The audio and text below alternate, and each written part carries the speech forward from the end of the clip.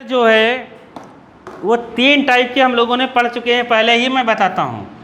देखो, plane mirror जो है वो सिलेबस में है नहीं, लेकिन अगर कभी आ गया तो दिक्कत भरी बातें हैं।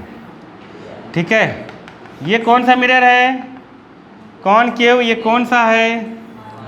कॉन्वेक्स। सभी की डेफिनेशन क्या अपने को पता है? नहीं पता है। प्लेन मिरर, प्लेन मिरर क्या होता है? कहीं नहीं लिखा है प्लेन मिरर क्या होता है। कॉनकेव, कॉनकेव मिरर क्या है? और कॉन्वेक्स मिरर क्या है? तो मैंने तीनों की डेफिनेशन बताई थी जब स्टार्टिंग में बताई थी, तो ठीक है, समझ गए?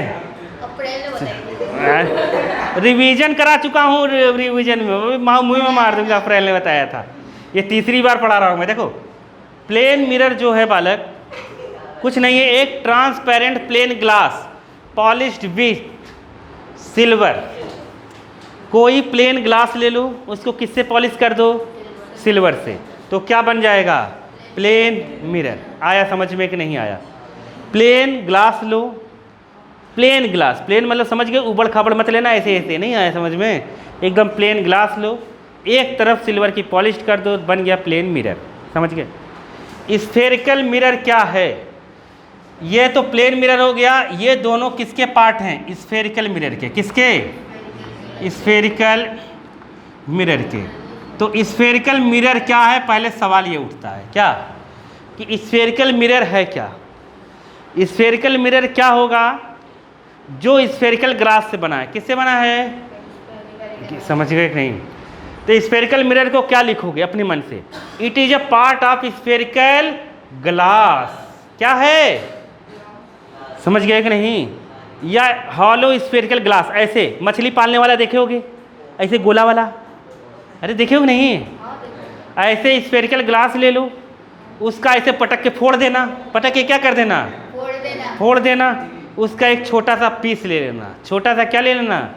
पीस ले लेना, और उसको किधर भी किसी एक साइड पॉलिश कर देना। किसी एक साइड पॉलिश कर देना, तो जो बनेगा उन दोनों, इन दोनों में से कोई एक मिरर बनेगा। तो वही क्या होगा? Spherical mirror. क्या बनेगा? तो स्फेरिकल मिरर को क्या लिखोगे? अभी बताया था डेफिनेशन, मैंने बताया ना। रियल फोकस और वर्चुअल फोकस को हम कैसे बताएंगे?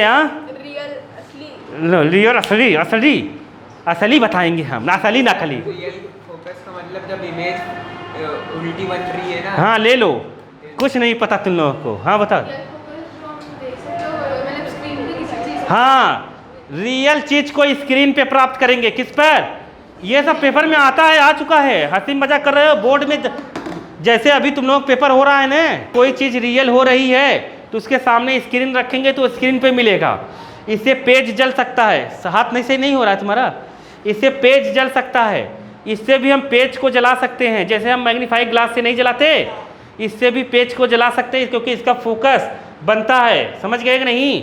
जब हम ऐसे करेंगे ना तो फोकस आएगा, स्क्रीन पर फोकस मिलेगा। इसमें स्क्रीन पर फोकस नहीं। जो चीज़ वर्चुअल होगी, जो इमेज वर्चुअल होगी, तुम्हें पूछ देगा वर्चुअल इमेज और रियल इमेज में दो अंतर बताओ। वर्चुअल इमेज और रियल इमेज में दो अंतर बताओ। तो पहला अंतर यही लिख देना, पहला अंतर यही लिख देना क्या कि वर्चुअल इमेज स्क्रीन पर नहीं ऑप्टेन हो सकती। नहीं समझ पाए?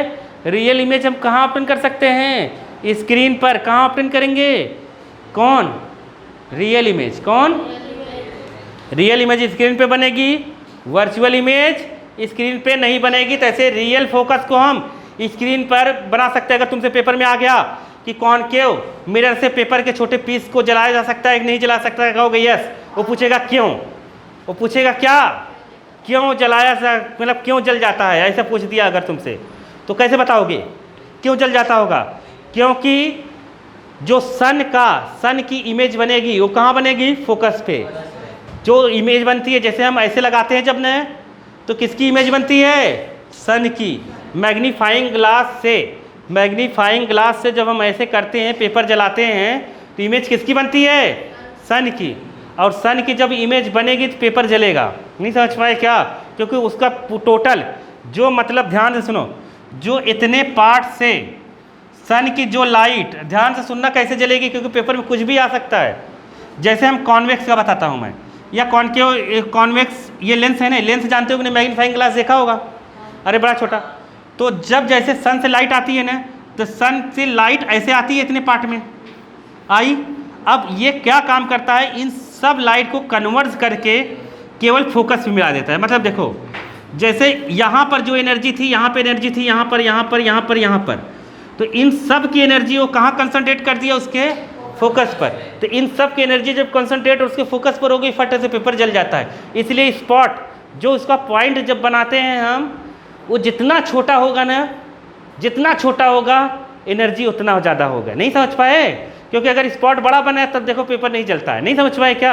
छोटा छोटा बनाओ तो सारी एनर्जी कहाँ कंसंट्रेट हो जाए। सेम प्रोसेस यहाँ है कि लाइन पैरेलल आएगी और सब कॉन्सेंट्रेटेड कहाँ होंगे, सब कहाँ मिलेंगे, फोकस पे। इसलिए ये रियल है। क्या है? रियल फोकस है। और इसमें कोई ऐसा रोल नहीं रहेगा, ये वर्चुअल फोकस है। इसको स्क्रीन पर ले सकते हैं, इसको स्क्रीन। सेम ये मिरर, कॉनकेव मिरर किसकी तरह काम कर रहा है? कॉन्वेक्स लेंस की तरह। कॉन्वेक्स लेंस में जो प्रॉपर्टी है सेम किस में लगेगी? कॉनकेव मिरर में। समझ गए कि नहीं समझ गए? नहीं समझे? समझ गए? तो 6 केस यहाँ, ये ऐसे प्रिंसिपल फोकस बना। तो इसमें प्रिंसिपल फोकस अपीयर्ड होगा, इसमें प्रिंसिपल फोकस रियल में होगा। क्या होगा? फिर हाथ लगाया, समझ गए? ये रहता है, इसका दिमाग थोड़ा आउट ऑफ क्षेत्र है, दूर बैठा करो इससे। देखो तो ये तो अपीयर्ड, अपीयर्ड समझ गए? रियल और अपीयर्ड में नहीं। देखो आगे आगे चलते हैं। ये सब छोटी छोटी डेफिनेशन थी। तो इसमें कितने केस बनते हैं? किसमें? मिरर में इमेज फॉर्मेशन के कितने के इमेज फॉर्मेशन के रूल्स होते हैं? कुछ क्या होते हैं? रूल होते हैं। कितने रूल बताया है मैंने कॉनकेव के? बता दो कितने रूल? हाँ कितने? हाँ 3।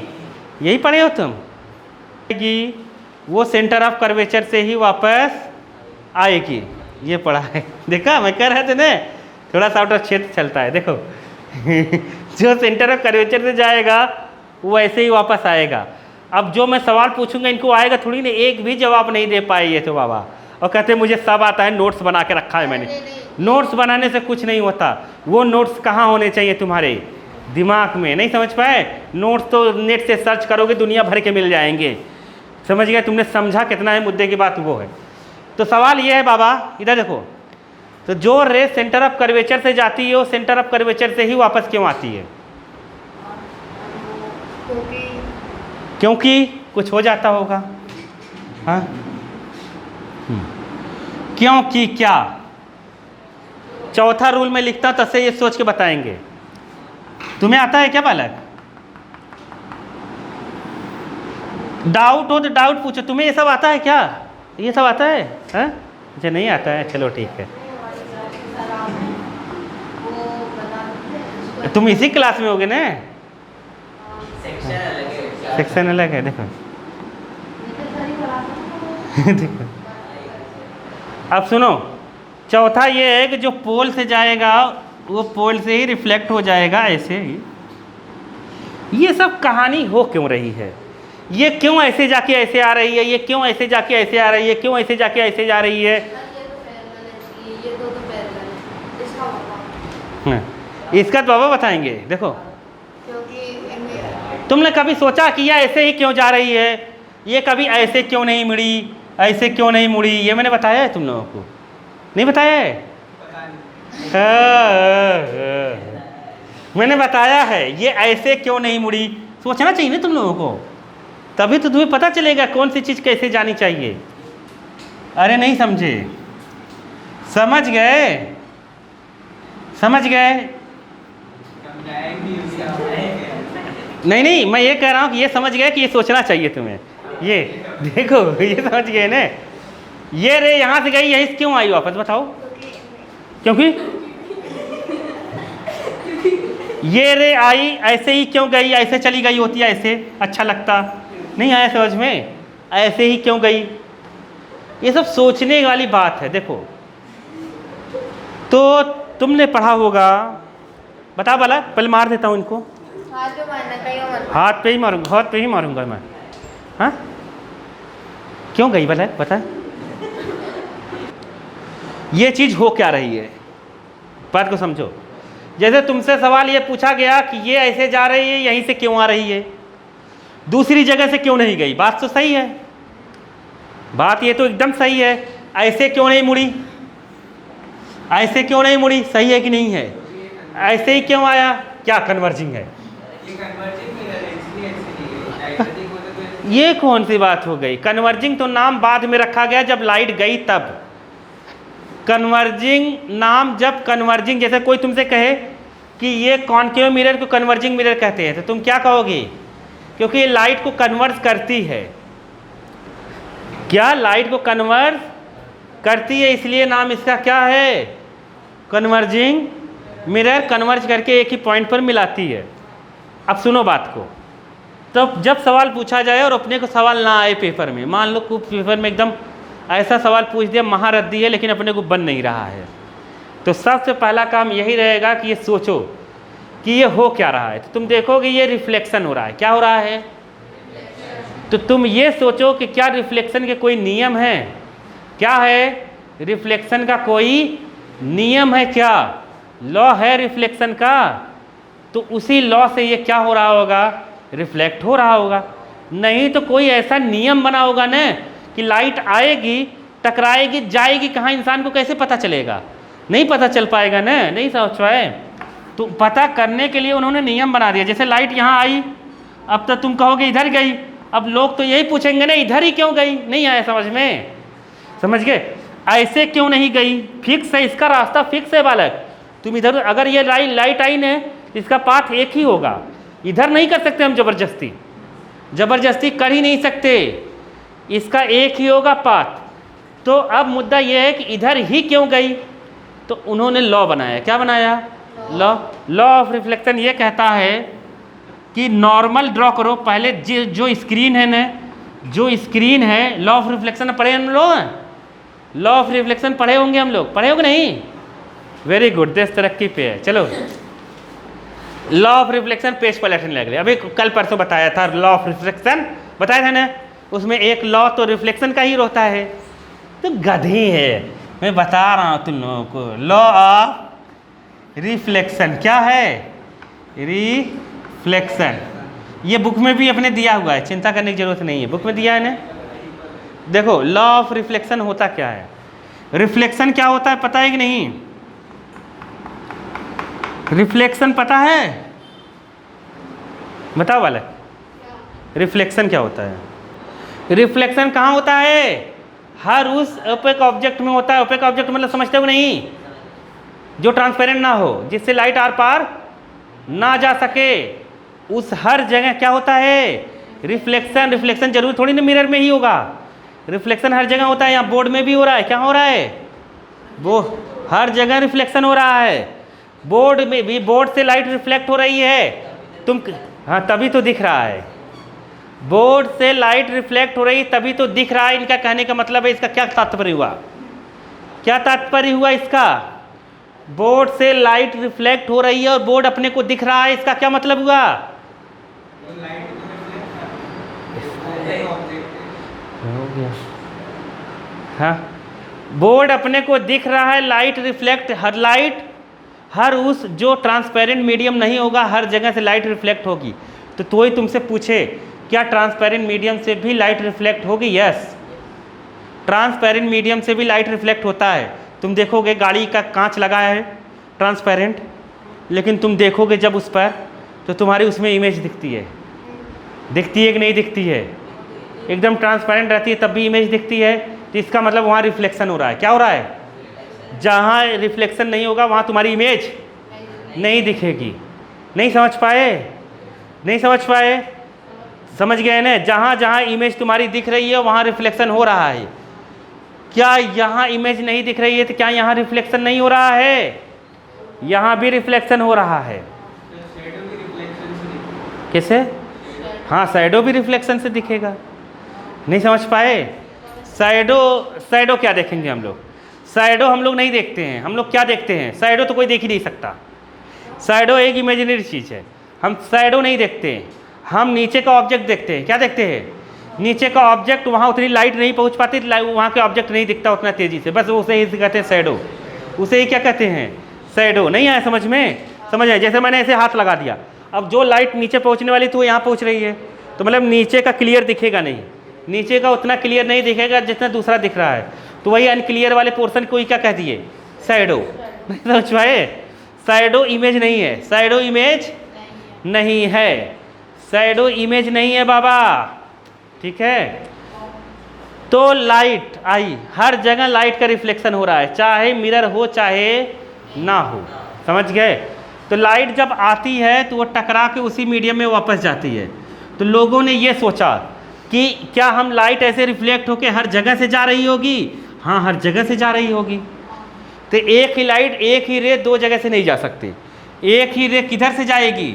एक ही पाथ को फॉलो करेगी। तो लोगों ने सोचा जब एक ही पाथ को फॉलो करेगा, कोई रूल्स फॉलो करता होगा।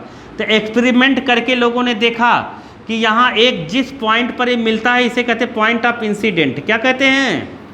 पॉइंट ऑफ इंसिडेंट कहते हैं। तो यहाँ का एंगल बराबर हो जाता है किसके? यहाँ के एंगल के। तो कहते हैं एंगल ऑफ इंसिडेंट बराबर एंगल ऑफ रिफ्लेक्शन। ये प्रैक्टिकली नाप लिया गया। तो ये एक क्या है? लॉ है रिफ्लेक्शन का। इन सब में रिफ्लेक्शन का लॉ लगता है। ये जो सी रहता है ना, सी, जैसे देखो हम लोगों ने सर्कल पढ़ा होगा क्लास 10th में, पढ़ा है? क्लास 10th में हमने सर्कल पढ़ लिया है, पढ़ लिया ना बालक? स्कूल में नहीं पढ़ाया, यहाँ तो पढ़ा दिया ना। देखो सर्कल अगर हम लोगों ने पढ़ लिया तो किसी एक पॉइंट पर टेंजेंट ड्रॉ करो। क्या ड्रॉ करो? टेंजेंट ऐसे ड्रॉ हो गया। अब इस टेंजेंट को मतलब जहाँ पे मिला, इस सेंटर से मिलाओ। किससे मिलाओ? सेंटर से। इस पे परपेंडिकुलर होता है। क्या होता है? परपेंडिकुलर होता है। अरे 10th में भी तो पढ़ा, 9th में ही था ये, क्या था ना? नहीं था ना? नहीं था, 10th में पढ़े थे ना हम लोग। चलो अब देखो, ये सर्कल का एक पार्ट है, मतलब स्फीयर का एक पार्ट है, तो ये लाइन तो सर्कल ही होगी। अगर इसको हम यहाँ पर मिलाएं तो ये नॉर्मल हो गई। क्या हो गई? नॉर्मल। तो जो रे नॉर्मल से जाएगी, जैसे ये मिरर होता, जो रे नॉर्मल से आती है वो रिफ्लेक्ट होके कहाँ से जाती है? नॉर्मल से ही जाएगी।